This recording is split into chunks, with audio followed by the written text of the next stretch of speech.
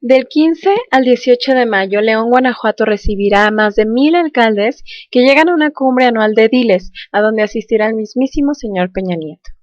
Es en este punto donde todo se complica. La ciudad de León fue elegida como sede por la seguridad que representa, pero que no se nos olviden tres puntos muy importantes. El primero es que la seguridad pública de esta ciudad está aún resentida con el gobierno en turno por el despido masivo que orquestara Bárbara Botello, alcaldesa llevada al poder por el Partido Revolucionario Institucional, y que eliminara casi a la mitad de elementos, dejando a la ciudad semivacía de policías. El segundo punto es que León no se caracteriza por tener una población priista, y la gris administración del actual edil ha causado molestia y repudio no solo a la alcaldesa, sino al partido que representa. Como tercer punto está el hecho de que a donde quiera que vaya Peña Nieto, se enfrentará al mismo repudio de siempre, por ser un ciudadano electo por mayoría, a quien nadie festejó como en otros países. Habrá que recordar entonces los movimientos sociales que surgieron previo a las elecciones y que derivó en manifestaciones, asambleas públicas, eventos, presencia internacional de un repudio manifiesto a quien se robó las elecciones de manera tan impune. Encumbrado más bien por empresas amigas, tales como Televisa, que ahora cobra el favor al condonarle al SAT 300,000 millones de pesos, o instituciones federales tales como el Instituto Federal Electoral, quien entre otros hiciera de ojo ciego todas las pruebas que fueron presentadas como fraude electoral. Mi nombre es Cintia, y soy una de las detenidas el 1 de diciembre en el Distrito Federal, dentro del sector de Bellas Artes, y fui trasladada después de muchas vueltas, amenazas, insultos y golpes sobre la unidad de policía por parte de los mismos policías a la Delegación 51. Fui detenida por grabar con mi celular, mismo que fuera robado por un oficial después, cómo un elemento golpeaba a un chico con su escudo de plástico en la cabeza, haciéndolo sangrar. Ese fue mi delito. El dolor en el cuerpo nunca fue más importante que el dolor en el pecho, causado por esa impotencia de saber que no se logró nada, más que el vuelco de los medios en nuestra contra, con el montaje orquestado por el gobierno federal y local para infiltrar grupos de choque que destrozaran la ciudad haciéndose pasar por manifestantes. A partir de ahí, la concepción de varias organizaciones nacidas del pacifismo fue radicalizada por la audiencia de Milenio, de Televisa, el Universal y otros medios comprados, de esos que cuentan la verdad a medias y que se distinguen por ser tendenciosos, sobre todo tendencias favoritistas hacia el PRI. El repudio a Peña Nieto no nace de una idea abstracta, sino de hechos concretos que hacen recordar la historia del PRI y la hace revivir día a día.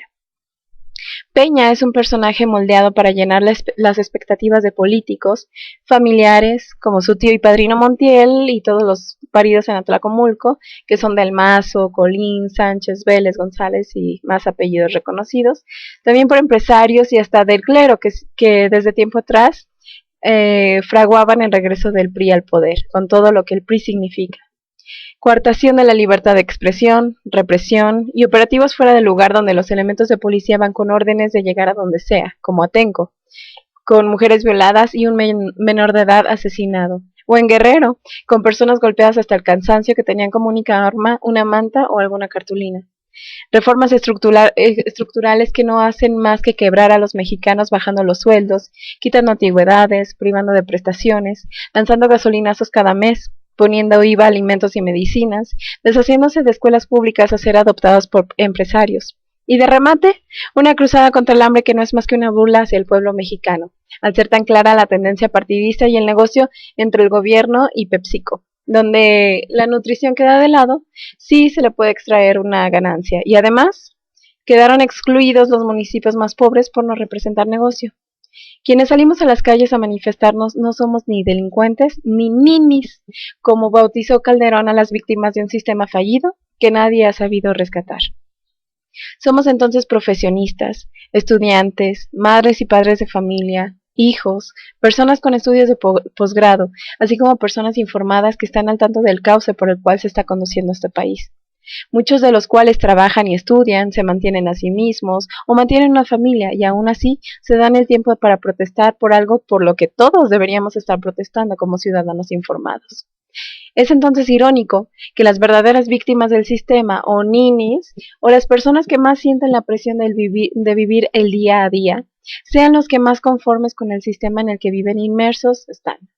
así como en proporción aceptan regímenes autoritarios y cuánta tontería se le ocurre al gobierno para imprimirlos más, pensando que a ellos no les afectará nada de eso, nada de lo que ven en Televisa. Entonces digo con esto que los que menos informados están y a los que no les preocupa su país, pero que siempre los verán con la playera de México si gana la selección y festejan el 15 de septiembre con tequila y viva México, sin saber qué se festeja, son los que más critican una sociedad crítica, no conformista, que quisiera lo mejor para esta hermosa nación. Y sí, también queremos lo mejor para aquellos que nos critican. Un país mejor lo es para todos. Comentarios como se lo merece por andar de mitotera, de seguro se desapareció con el novio, si estuviera en su casa viendo el show por la tele no le habría pasado nada, recibe a montones, a manera de mayoría aplastante, pero sobre todo preocupante. ¿Cómo puede una sociedad estar tan dormida y percibir las cosas tan a medias, sin ningún sentido de análisis a las noticias o a los acontecimientos? El mexicano promedio pasa unas 1000 horas en las escuelas y unas 1500 frente al televisor. Entonces, ¿quién gana? La educación además está establecida para producir, pero no para analizar. Y cuando algo se cuestiona, no hay retroalimentación. En la mayoría de los casos tan solo se recibe un porque sí. Y no solo hablo de la educación en las escuelas, sino del mismo seno familiar. Le suena un porque lo digo yo. Es ahí donde se nos trunca todo. De ahí en adelante estás bien conseguir instrucciones y no preguntar por qué o para qué. Y cuando nos aumentan la gasolina, decimos, qué mal. Cuando nos mantienen las tenencias, decimos, pues ni modo. Cuando hay que alimentar a nuestros hijos y no alcanza, decimos, pues hoy no llevo ni carne, ni tomate, ni huevos. Cuando hay que pagar el doble de luz, decimos, pues este año no vamos a la playa. Y así somos un mar de sacrificios, porque Televisa nos enseñó que mientras más se sacrifica la gente, más buena es. Ya basta, mexicano. Tú no deberías de renunciar a tus derechos básicos. Son ellos los que deben de renunciar al enriquecimiento ilícito, a lucrar con nuestros impuestos cada vez más altos, a aplastarnos más y más. Pero yo te digo que si lo hacen, es porque nosotros lo hemos permitido. No es esto un hecho exclusivo de México. Estas explosiones sociales de sectores en particular que exigen al gobierno un alto a sus canalladas han estado sucediendo desde hace mucho alrededor de todo el mundo y en muchos países han avanzado en pasos agigantados, haciendo que el gobierno retroceda y sea enjuiciado incluso. Acá se te ha hecho creer que en México no pasa nada y así lo has asumido, y cuando se asume una idea ya no hay marcha atrás, hasta que con las acciones se rompe el dogma. Te invito a analizar el por qué cada vez te rinde menos el dinero, por qué cada vez está más caro todo, por qué a Calderón se le considera asesino y por qué a Peña se le dice corrupto, mentiroso, ladrón. ¿Por qué la gente lo liga con Salinas? ¿Por qué el pueblo asesinó al abuelo de Peña Nieto por vándalo y ladrón? No venimos a presentarte una religión en la cual creer, te pedimos investigar y sumarte a una lucha que no está frente al televisor, sino en las calles, en tu colonia, con tus amigos o con quien sea, creando una conciencia colectiva para que entre todos podamos darle un giro a esto, y que no termina esta lucha hasta que se nos respete como ciudadanos y se comience a ver por un futuro mejor para nuestros descendientes.